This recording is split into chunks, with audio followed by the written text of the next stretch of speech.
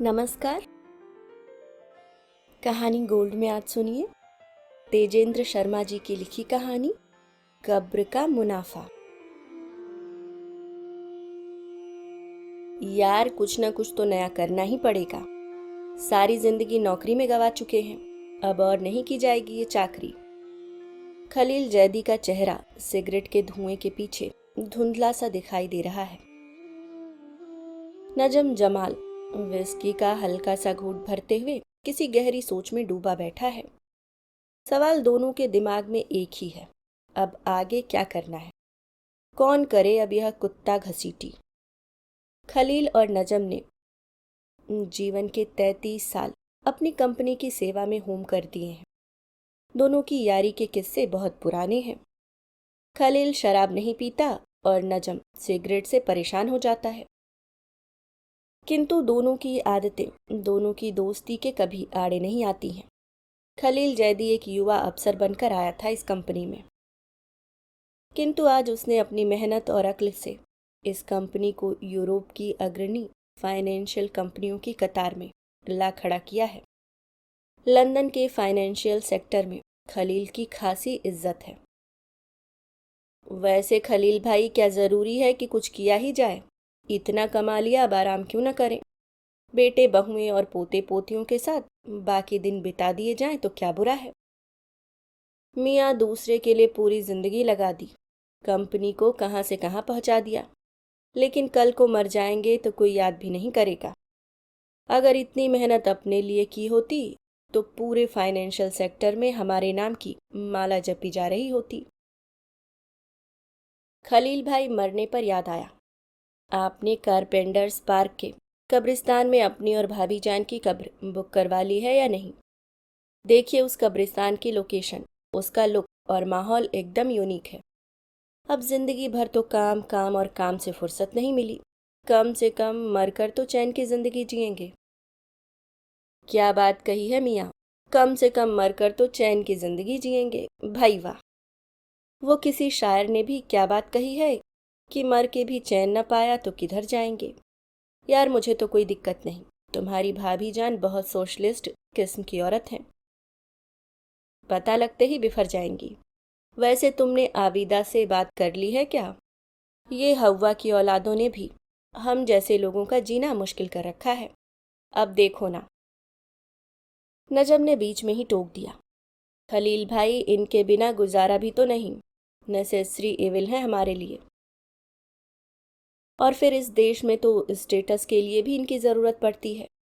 इस मामले में जापान बढ़िया है, हर आदमी अपनी बीवी और बच्चे तो शहर के बाहर रखता है, सबर्ब में, और शहर वाले फ्लैट में अपनी वर्किंग पार्टनर। सोचकर कितना अच्छा लगता है। साफ पता चल रहा था कि विस्की अपना रंग दिखा रही है। यार ये साला कब्रिस्तान शिया लोगों के लिए एक्सक्लूसिव नहीं हो सकता क्या? वरना मरने के बाद पता नहीं चलेगा कि पड़ोस में शिया है, सुन्नी या फिर वो गुजराती टोपी वाला। यार सोचकर ही झुरझुरी महसूस होती है। मेरा तो बस चले तो एक कब्रिस्तान बनवा कर उस पर बोर्ड लगा दूं, शिया मुसलमानों के लिए रिजर्व। बात तो आपने पते की कही है खलील भाई, लेकिन ये अपना पाकिस्तान तो है नहीं। यहाँ तो शुक्र मनाइए कि गोरी सरकार ने हमारे लिए अलग से कब्रिस्तान बना रखा है, वरना हमें भी ईसाइयों के कब्रिस्तान में ही दफन होना पड़ता। आपने कारपेंटर्स पार्क वालों की नई स्कीम के बारे में सुना क्या? वो खाली 10 पाउंड महीने की प्रीमियम पर आपको शान से दफनाने की पूरी जिम्मेदारी अपने पर ले रहे हैं। उनका जो नया पैम्पलेट निकाला है उसमें पूरी डिटेल्स दे रखी है। लाश को नहलाना, नए कपड़े पहनाना, कफन पर इंतजाम, रोल्स रॉयल में लाश की सवारी और कब्र पर संगमरमर का प्लाक, ये सब इस बीमे में शामिल है। यार ये अच्छा है, कम से कम हमारे बच्चे हमें दफनाते वक्त अपनी जेबों की तरफ नहीं देखेंगे। मैं तो जब इरफान की तरफ देखता हूँ तो बहुत मायूस हो जाता हूँ। देखो 35 का हो गया है, मगर मजाल है जरा भी जिम्मेदारी का एहसास हो। कल कह रहा था, डैड कराची में बिजनेस करना चाहता हूँ, बस 1 लाख पाउंड का इंतजाम करवा दीजिए। अबे पाउंड क्या, साले पेड़ों पर उगते हैं, नादिरा ने बिगाड़ रखा है। अपने आप को अपने सोशलिस्ट कामों में लगा रखा है। जब बच्चों को माँ की परवरिश की ज़रूरत थी, ये मेम साहब कार्ल मार्क्स की समाधि पर फूल चढ़ा रही थीं। साला, कार्ल मार्क्स मरा तो अंग्रेज़ों के घर में, और कैपिटलिज्म के खिलाफ किताबें यहाँ लिखता रहा। इसलिए दुनिया जहान के मार्क्सवादी दोगले होते हैं। सालों ने हमारा तो घर तबाह कर दिया। मेरा तो बच्चों के साथ कोई कम्युनिकेशन ही नहीं बन पाया। खलील जैदी ने ठंडी सांस भरी। थोड़ी देर के लिए सन्नाटा छा गया है, मौत का सा सन्नाटा। हल्का सा सिगरेट का कश, छत की तरफ उठता धुआं, शराब का एक हल्का सा घूंट गले में उतरता, थोड़ी काजू के दांतों से काटने की आवाज़। नजम से रहा नहीं गया। खलील भाई, उनकी एक बात बहुत पसंद आई है। उनका कहना है कि अगर आप किसी एक्सीडेंट या हादसे का शिकार हो जाएं, जैसे आग से जले मरे, तो वो लाश का ऐसा मेकअप करेंगे कि लाश एकदम जवान और खूबसूरत दिखाई दे। अब लोग तो लाश की आखिरी शक्ल ही याद करेंगे ना। नादिरा भाभी और आबिदा को यही आइडिया बेचते हैं कि जब वो मरेंगी तो दुल्हन की तरह सजाई जाएंगी। यार नजम, एक काम करते हैं, बुक करवा देते हैं 2-2 कब्रें। हमें नादिरा या आबिदा को अभी बताने की ज़रूरत क्या है? जब ज़रूरत पड़ेगी तो बता देंगे। क्या बात कही है भाईजान, मज़ा आ गया। लेकिन अगर उनको ज़रूरत पड़ गई तो बताएंगे कैसे? बताने के लिए उनको दोबारा जिंदा करवाना पड़ेगा। हा हा। सुनो, उनकी कोई स्कीम नहीं है, जैसे बाई 1 गेट 1 फ्री या बाई 2 गेट 1 फ्री? अगर ऐसा हो तो हम अपने अपने बेटों को भी स्कीम में शामिल कर सकते हैं। अल्लाह ने हम दोनों को एक एक ही तो बेटा दिया है। भाईजान, अगर नादिरा भाभी ने सुन लिया तो खट से कहेंगी, क्यों जी, हमारी बेटियों ने क्या कसूर किया है? यार, तुम डरावनी बातें करने से बाज नहीं आओगे। मालूम है, वो तो समीरा की शादी सुन्नियों में करने को तैयार हो गई थी। कमाल की बात यह है कि उसे शिया सुन्नी, आगा खानी बोरी सभी एक समान लगते हैं। कहती है सभी मुसलमान हैं और अल्लाह के बंदे हैं। उसकी इंडिया की पढ़ाई अभी तक उसके दिमाग से निकली नहीं है। भाईजान, अब इंडिया की पढ़ाई इतनी खराब भी नहीं होती। पढ़े तो मैं और आबिदा भी वहीं से है। दरअसल मैं तो गोवा में कुछ काम करने के बारे में भी सोच रहा हूँ। वहाँ अगर कोई टूरिस्ट रिजॉर्ट खोल लूँ तो मज़ा आ जाएगा। भाई सच कहूँ, मुझे अब भी अपना घर मेरठ ही लगता है। 40 साल हो गए हिंदुस्तान छोड़े, लेकिन लाहौर अभी तक अपना नहीं लगता। यह जो मुजाहिर का ठप्पा चेहरे पर लगा है, उससे लगता है कि हम लाहौर में ठीक वैसे ही हैं जैसे हिंदुस्तान में, अछूत। मियाँ चढ़ गई है तुम्हें, पागलों की सी बातें करने लगे हो। याद रखो, हमारा वतन पाकिस्तान है, बस। यह हिंदू धर्म एक डीजेनरेट, वल्गर और करप्ट कल्चर है। हिंदुओं या हिंदुस्तान की पढ़ाई पूरी तरह से एंटी इस्लामिक है। Vulgarity personified. मेरा तो बस चले तो सारे हिंदुओं को एक कतार में खड़ा करके गोली से उड़ा दूं।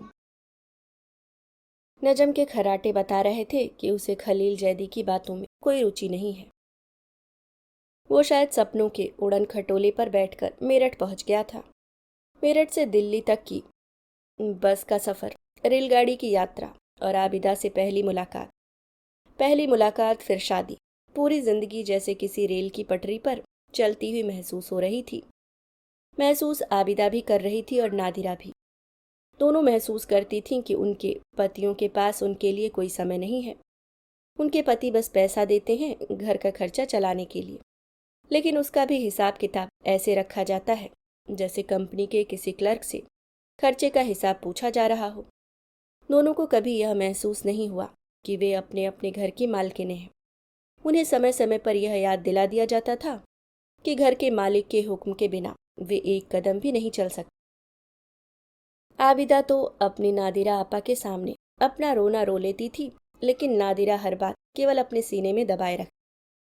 नादिरा ने बहुत मेहनत से अपने व्यक्तित्व में परिवर्तन पैदा किया था। उसने एक स्थायी हंसी का भाव अपने चेहरे पर चढ़ा लिया। पति की डांट फटकार, गाली गलौज, यहाँ तक कि कभी कभार की मारपीट का भी उस पर कोई असर दिखाई नहीं देता था। कभी कभी तो खलील जैदी उसकी मुस्कुराहट से परेशान हो जाते। आखिर आप हर वक्त मुस्कुराती क्यों रहती हैं? यह हर वक्त का दांत निकालना सीखा कहाँ से है आपने? हमारी बात का कोई असर ही नहीं होता आप पर। नादिरा सोचती रह जाती कि अगर वो गमगीन चेहरा बनाए रखे तो भी उसके पति को परेशानी हो जाती है। अगर वो मुस्कुराए तो उन्हें लगता है कि जरूर कहीं कोई गड़बड़ है, अन्यथा जो व्यवहार वे उसे दे रहे हैं उसके बाद तो मुस्कुराहट जीवन से गायब ही हो जानी चाहिए। नादिरा ने एक बार नौकरी करने की पेशकश भी की थी। लखनऊ विश्वविद्यालय से एमए पास है वह। लेकिन खलील जैदी को नादिरा की नौकरी का विचार इतना घटिया लगा कि बात बहस में बदली और नादिरा के चेहरे पर उंगलियों के निशान बनाने के बाद ही रुकी। इसका नतीजा यह हुआ कि नादिरा ने पाकिस्तान से आई उन लड़कियों के लिए लड़ने का बीड़ा उठा लिया है जो अपने पतियों एवं सास ससुर के व्यवहार से पीड़ित हैं। खलील को इसमें भी शिकायत रहती है, आपका तो हर खेल ही निराला है। मैडम, कभी कोई ऐसा काम भी किया कीजिए जिससे घर में कुछ आए। आपको भला क्या लेना कमाई धमाई से। आपको तो बस एक मजदूर मिला हुआ है, वो करेगा मेहनत, कमाएगा और आप उड़ाइए मजे। अब नादिरा प्रतिक्रिया व्यक्त नहीं करती। जैसे ही खलील शुरू होता है वह कमरा छोड़कर बाहर निकल जाती है। वह समझ गई है कि खलील को बीमारी है, कंट्रोल करने की बीमारी। वह हर चीज, हर स्थिति, हर व्यक्ति को कंट्रोल कर लेना चाहता है। Control freak. यही दफ्तर में भी करता है और यही घर में। अपने अपने घरों में आबिदा और नादिरा बैठी हैं। आबिदा टीवी पर फिल्म देख रही है लगान। वह आमिर खान की पक्की फैन है, उसकी हर फिल्म देखती है और घंटों उस पर बातचीत भी कर सकती है। पाकिस्तानी फिल्में उसे बिल्कुल अच्छी नहीं लगती, बहुत लाउड लगती हैं। लाउड तो उसे अपना पति भी मालूम होता है, लेकिन इसका कोई इलाज नहीं है उसके पास। उसे विश्वास है कि नादिरा आपा कभी गलत हो ही नहीं सकती हैं। वह उनकी हर बात पत्थर की लकीर मानती है। लकीर तो नादिरा ने भी लगा ली है अपने और खलील के बीच। अब वह खलील के किसी काम में दखल नहीं देती। लेकिन खलील की समस्या यह है कि नादिरा दिन प्रतिदिन खुद मुख्तार होती जा रही है। जब से खलील जैदी ने घर का सारा खर्चा अपने हाथ में लिया है, तब से वो घर का सौदा सुलभ भी नहीं लाती। खलील कुढ़ता रहता है लेकिन समझ नहीं पाता कि नादिरा के अहम को कैसे तोड़े। नादिरा खलील के एजेंडे से पूरी तरह वाकिफ है। जानती है कि जमींदार खून बर्दाश्त नहीं कर सकता कि उसकी रियाया उसके सामने सिर उठाकर बात करे।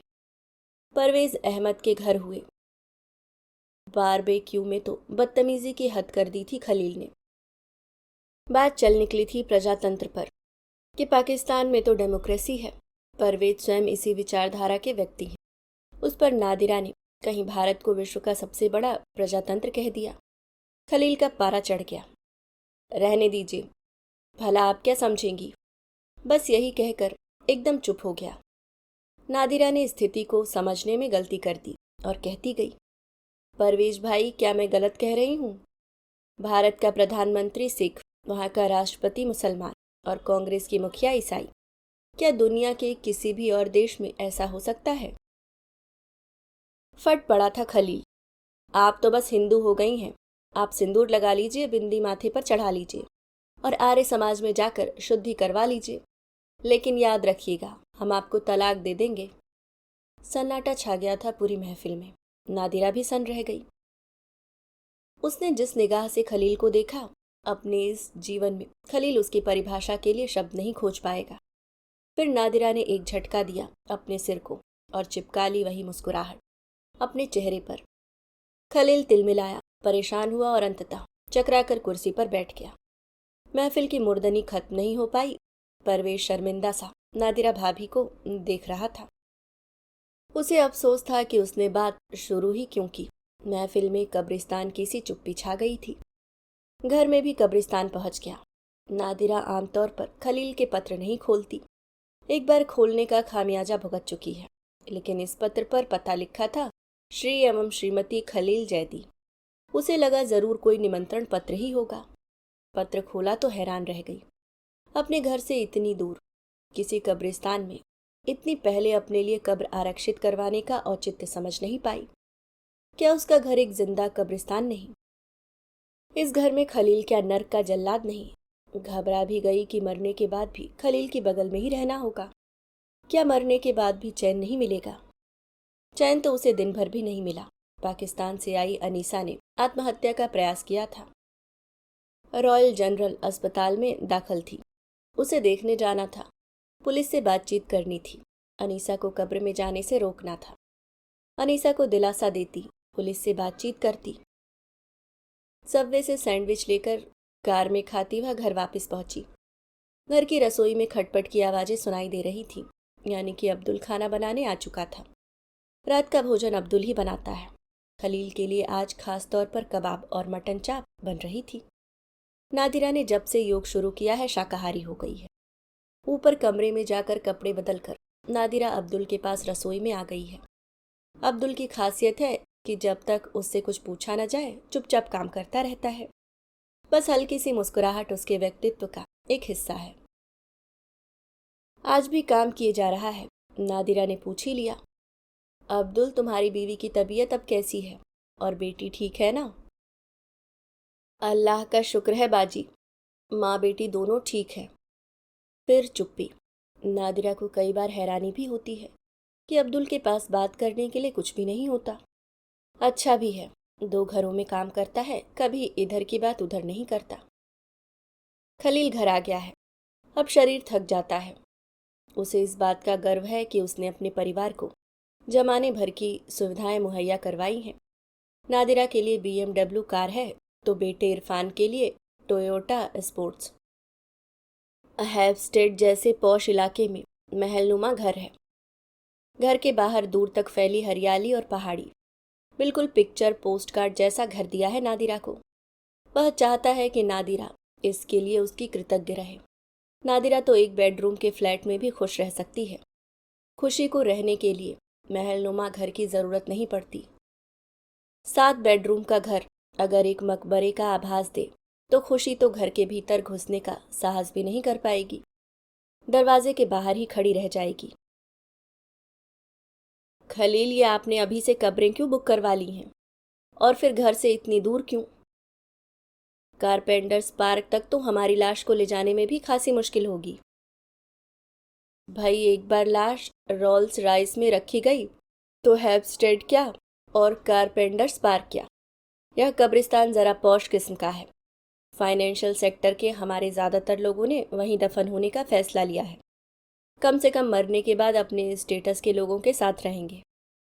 खलील, आप जिंदगी भर तो इंसान को पैसों से तौलते रहे, क्या मरने के बाद भी आप नहीं बदलेंगे? मरने के बाद तो शरीर मिट्टी ही है, फिर उस मिट्टी का नाम चाहे अब्दुल हो, नादिरा या फिर खलील। देखो नादिरा, अब शुरू मत हो जाना। तुम अपना समाजवाद अपने पास रखो, मैं उसमें दखल नहीं देता, तुम इसमें दखल मत दो। मैं इंतज़ार कर रहा हूँ कि हम दोनों के मरने के बाद हमारे बच्चों पर हमें दफनाने का कोई बोझ न पड़े। सब काम बाहर बाहर से ही हो जाए। आप बेशक करिए इंतज़ाम, लेकिन उसमें भी बुर्जुआ सोच क्यों? हमारे इलाके में भी तो कब्रिस्तान है, हम हो जाएंगे वहाँ दफन। मरने के बाद क्या फ़र्क पड़ता है कि हम कहाँ हैं? देखो, मैं नहीं चाहता कि मरने के बाद हम किसी खानसामा, मोची या प्लम्बर के साथ पड़े रहें। नज़म ने भी वहीं कब्रें बुक करवाई हैं। दरअसल मुझे तो बताया ही उसी ने। मैं चाहता हूँ कि तुम्हारी ज़िंदगी में तो तुमको बेस्ट चीज़ें मुहैया करवाऊँ ही, मरने के बाद भी बेहतरीन ज़िंदगी दूँ। भाई, अपने जैसे लोगों के बीच दफन होने का सुख और ही है।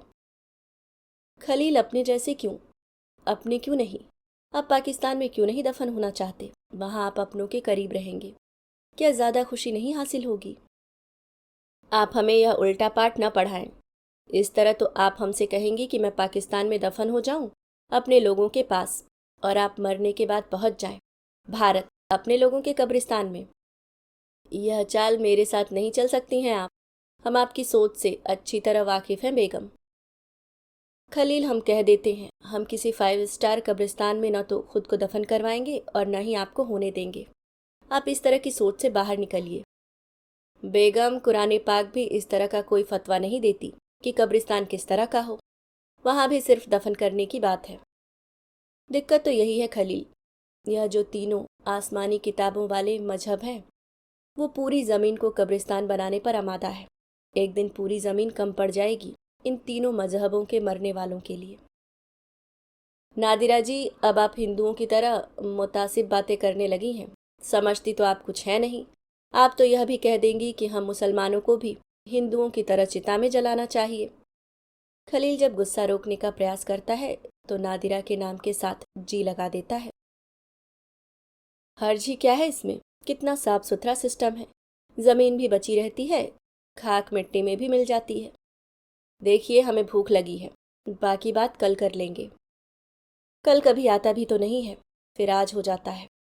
किंतु नादिरा ने तय कर लिया है कि इस बात को कब्र में नहीं दफन होने देगी। आबिदा को फोन करती है। आबिदा, कैसी हो? अरे नादिरा आपा, कैसी हैं आप? आपको पता है आमिर खान ने दूसरी शादी कर ली है और सैफ अली खान ने भी अपनी पहली बीवी को तलाक दे दिया है। इन दिनों बॉलीवुड में मज़ेदार खबरें मिल रही हैं। आपने शाहरुख की नई फिल्म देखी क्या? देवदास क्या फिल्म है। आबिदा, तुम फिल्मों की दुनिया से बाहर आकर हकीकत को भी कभी देखा करो। तुम्हें पता है कि खलील और नजम कारपेंटर्स पार्क के कब्रिस्तान में कब्रें बुक करवा रहे हैं। आपा, हमें क्या फ़र्क पड़ता है, एक के बदले चार चार बुक करें और मरने के बाद चारों में रहें। आपा, आप जिंदा होते हुए इनको साथ साथ बेडरूम के घर चाहिए, तो मरने के बाद क्या खाली 2 गज ज़मीन काफ़ी होगी इनके लिए? मैं तो इनके मामलों में दखल ही नहीं देती। हमारा ध्यान रखें बस। आप क्या समझती हैं कि मैं नहीं जानती कि नजम पिछले 4 साल से बुशरा के साथ वक्त बिताते हैं? आप क्या समझती हैं कि बंद कमरे में दोनों कुरान शरीफ की आयतें पढ़ रहे होते हैं? पिछले 2 सालों से हम दोनों भाई बहन की तरह जी रहे हैं। अगर हिंदू होती तो अब तक नजम को राखी बांध चुकी होती। धक सी रह गई नादिरा। उसने तो कभी सोचा ही नहीं कि पिछले 5 वर्षों से एक ही बिस्तर पर सोते हुए भी वह और खलील हम बिस्तर नहीं हुए। दोनों के सपने भी अलग अलग होते हैं और सपनों की जबान भी। एक ही बिस्तर पर 2 अलग अलग जहान होते हैं। तो क्या खलील भी कहीं? वैसे उसे भी क्या फर्क पड़ता है। आबिदा, मैं जाति रिश्तों की बात नहीं कर रही, मैं समाज को लेकर परेशान हूँ। क्या यह ठीक है जो यह दोनों कर रहे हैं? आपा, मुझे कोई फर्क नहीं पड़ता। मेरे लिए ये बातें बेकार सी हैं। जब मर ही गए तो क्या फर्क पड़ता है कि मिट्टी कहाँ दफन हुई। इस बात को लेकर मैं अपना आज क्यों खराब करूं? हाँ, अगर नजम मुझसे पहले मर गए तो मैं उनको दुनिया के सबसे गरीब कब्रिस्तान में ले जाकर दफन करूंगी और कब्र पर कोई कुतबा तक नहीं लगवाऊंगी। गुमनाम कब्र होगी उसकी। अगर मैं पहले मर गई तो फिर बचा ही क्या? ठीक कहा आबिदा ने कि बचा ही क्या। आज जिंदा है तो भी क्या बचा है। साल भर बीत जाने के बाद भी क्या कर पाई है नादिरा। आदमी दोनों जिंदा हैं लेकिन कब्रें आरक्षित हैं दोनों के लिए। खलील और नजम आज भी इसी सोच में डूबे हैं कि नया धंधा क्या शुरू किया जाए।